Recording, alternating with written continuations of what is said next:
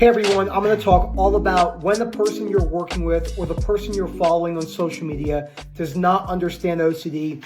A lot of these are still very common. Unfortunately, OCD at the chronic level is not easy to understand. I've made all these mistakes myself. I wrote this out today. I have a list here of 10 things I want to go over. We're going to go through each one of them, and I'm going to explain why these are problematic. Before I go any further, please subscribe, hit that like button down below. Let me know if you're actually dealing with some of these things. Let me know if there's anything else you want to see me cover, maybe separate videos on each one of these. Some of these I've done separate videos on, but I can do that again. And if you're interested in our coaching and webinar services, please email us at phil@ocdrecovery.com and we will get back to you in a timely fashion. Again, that is phil@ocdrecovery.com and we'll get back to you in a timely fashion. Now, to start off, I got some chocolate flavored coffee today. Horrible. Not good. Definitely not good. Don't know why I'm still drinking it. I already made it, so I'm going to drink it. Chocolate coffee. Not sure what I think about it. How to start off with that. Number one, and the biggest, I want to start off with this right out of the gate because this is something I see on a daily basis. The content of the thought doesn't matter. There's two things wrong with this statement. Number one, OCD takes orders from beliefs, primarily intrusive thoughts, images, sensation, urges. A lot of it, which is automatic rumination, is stemming from the core fear. If you have a core fear of being a bad person and or losing control, say in relationship OCD, you might get all sorts of false attraction, intrusive images relating to maybe your partner's best friend and all sorts of stuff. All of that and the thoughts you're getting is derived from the context of the core fear. The second part, the content of the thought doesn't matter, is actually not true. Because if you're having a lot of thoughts surrounding cheating OCD, you more than likely have some insight into potentially what your core fear could be surrounded by. So that statement in of itself doesn't matter whatsoever. It's completely false on all fronts, and I see it be used a lot, and it's really good to break that down. The second one is exposures are the gold standard. Now, for decades, exposures, as we thought, were the primary mode to decreasing our fear cycle. Now, exposures matter more for certain cases, such as contamination OCD, magical thinking OCD, where there's a lot of rituals, but stuff such as existential OCD, sensory motor, self-harm OCD, false memory and real event, exposures play little to no place in some of these fears. And if you take sensory motor, for an example, the fear of noticing your bodily sensations forever, there's really no need to do set exposures where you're noticing that sensation because you're going to notice it forever, which is the core fear. If I notice my sensation forever, my life will be ruined, and some other variations surrounding health. If I manually stop breathing, I'm going to pass out and die, so some fear of death.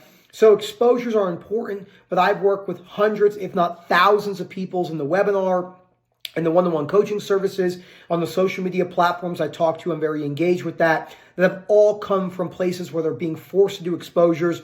They're not even explaining that exposures can become compulsive. I remember working with a friend one time and they said to me, hey, I've been working with this person. They've been making me do exposures for 5 years straight on the fear of having dementia. That is a big problem. That's a clear-cut misunderstanding of exposures and why they're necessary in balance. Number three, you must follow your values. So right now we're seeing a lot of fears based around your values. Harm OCD, POCD, HOCD. Values are only values because of the perspective and the beliefs we hold on them. I just was reading an Ellis book maybe about 30 minutes ago, and he had a quote, nothing has value. The only reason why something has value is because your belief and your perception on that. So nothing has inherent value. No matter what anyone says, everything that people, let's say you have a group of people that value being a good person, which most people do. The only reason that people value that is for a few reasons. The society you live in, what's been passed down by your friends and family, and the consequences more than likely of not acting in that way. So let's say you go to a bar and you punch someone in the face and you get a battery charge or an assault charge. That brings along consequences, so we correlate that with being a bad person. Now, I'm not saying whether I agree with that action. I don't think punching people in the face is a good action. I think it leads to lots of consequences on both sides. I'm just giving you a context example of why your values and the things that you hold the most rigid, OCD is probably going to go for those grip its teeth in there and not let go until you realize that you can hold values just like you can hold passion, but you don't have to have the rigidity on the values and the passion. That's the main thing. So you're separating your values from your personhood. Number 4, if you like the thoughts, it's not OCD. Clear-cut reassurance, one of the largest reassurance statements out there, using the self-reassuring mantra. This goes back to point 3. It's why I put it right after the follow your values. Again, OCD knows your values. It knows the things you want to hold closest to you. It's going to go for that. It's going to give you all these thoughts that go against that. If you're a mother with harm OCD, POCD, cheating OCD against your husband, it's going to grip its teeth in there. It's going to go for those things. So just by saying it's your thought, if you like the thoughts, it's not OCD, that is clear-cut reassurance. Okay, number 5. Most people recover in X time frame. I see all sorts of stuff like this. Almost everyone I work with recovers in 6 months. There's different stages to OCD and anxiety recovery. There's no different stages. One of the largest parts of OCD and anxiety recovery is sitting with the uncertainty of not having a time frame. That's a really important piece. Some people make extreme progress depending on how much serious they take it, their genetics, their circumstance, how fed up they are they being balanced, are they being compulsive.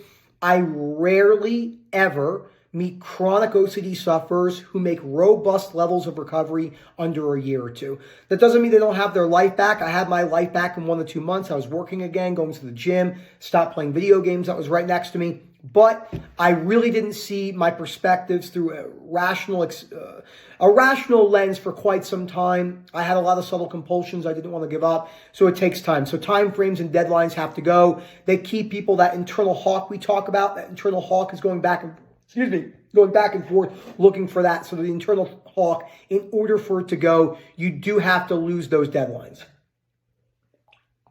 I'm definitely drinking this water over that coffee.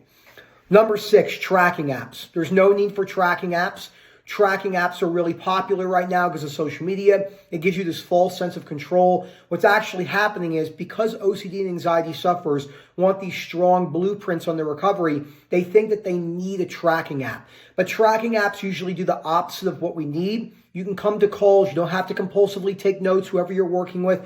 I work with people where it's almost like there's sparks coming off, right? They're like, blah, blah, blah, blah, blah. That is usually a compulsion. You don't have to take notes on the calls. Nothing inherently wrong, but I definitely give exposures and behavioral changes to come to the calls. Don't take notes. Go with uncertainty. If you forget something, you forget something. You can always try again in the future. Number 7 is a very important one for me. I've been dispelling this myth for quite some time, 2-3 years now. Acceptance can be radically applied. The principles of radical acceptance. This doesn't really work for OCD and anxiety recovery. Radical and acceptance are oxymorons. They don't work together in the same sentence. You're not going to be able to radically accept your worst case scenarios.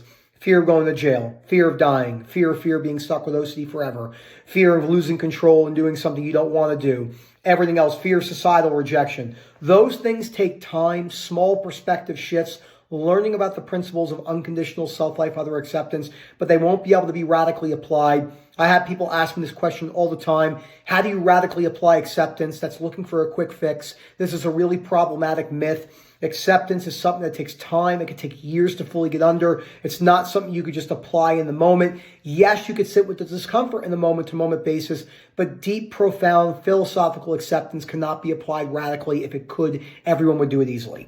Number 8 is medications cure OCD. Now, before I go any further, please always talk to your provider. We tell people medications can help save lives.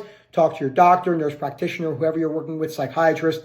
But anyone telling you that medications can cure OCD is not entirely giving you the full story. First of all, there's no such thing as a cure. OCD is more than likely genetic. And my proof for that is, in my opinion, OCD is a fear-based disorder. It's based off irrational beliefs. Last time I checked, humans strongly hold innate and biological black and white dogmatic beliefs on everything ranging from politics, religion, money, work, societal dogma, cultural dogma, clothes, cars. If it was just environmental and turned on, because everyone is so strongly dogmatic until you learn principles like this, which no one really has to, which is but really beneficial for us as OCD and anxiety sufferers. Medications can help take the edge off, but they certainly won't cure. That's really important. But a lot of people take medications and it helps save their lives in many ways. Number 9 is a big problem that we're seeing right now. I'm seeing it on billboards. I'm seeing it on YouTube commercials. Others cannot make OCD jokes, and this idea that OCD isn't a joke, this plays directly into victimhood. I know better than all of you. I mean, I know better. I know just like all of you. I said that wrong. Being in the mental hospital, wanting to commit suicide, not wanting to be here. I know what it's like to suffer just like all of you do. We can all find excuses on why this person had a real event, why this person had POCD, why this person had sensory motor. OCD is OCD in the severity it presents in the mind of the chronic sufferer. It goes to the things you value the most, grips its teeth in, rips it around, like I said 3 times already, and goes for those things and makes it feel as real as it can get. People are completely allowed to make OCD jokes. Trying to fight an uphill battle against the world is like trying to climb Everest, basically like in boxer briefs and blindfolded. I mean, you're going to lose because people don't have to do what we say. And I know that's really frustrating, but part of the acceptance process is backing away from victimhood. This is something I really struggle with, but it's really important to cover this. And the last thing I want to cover is the widespread myth surrounding mild versus chronic OCD. Most things I see on social media are portrayed for very mild cases of OCD, but when it comes to the chronic level, unconditional self-life, other acceptance, exposures when necessary, when balanced, behavioral changes, grit, persistence, determination, confusion, wearing all the confusion, everything else in between is such a key piece of all of our recovery processes. I hope all of you enjoyed this video. If you want to see more of a deep dive on any of these particular things, just let me know. Let's do a quick summary going from the top down. Remember, the title of the video is called When They Don't Understand OCD. The content of the thought doesn't matter. Wrong on 2 fronts. OCD takes orders from beliefs. And the content of the thought does matter. If you're having the same repetitive thoughts, it should give you an insight more than likely to the core fear. Exposure, the gold standard. They're certainly not. It's more than likely unconditional self-life, other acceptance. Exposures have a piece. You must follow your values, and if you like the thoughts, it's not OCD. This leaves the door wide open for fear of fear. Most people recover in X time frame. Deadlines have to go. Tracking apps have to go. Acceptance cannot be radically applied. It's a long, outdrawn philosophical process. Medications can take the edge off. They certainly won't cure. They won't change belief systems more than likely. Others are allowed to make OCD jokes. I know it's really tough to hear this. We don't need other people to understand OCD because we understand OCD. We're the ones that have it. It's really important. And there's a big difference between mild and chronic OCD. Thank you so much for watching this video. I hope you enjoyed it. Hope to hear from you soon. Again, that is Phil at OCDrecovery.com. And hopefully see you on one of the webinars and coaching services. Have a good one. Have a good one, everyone. Whew.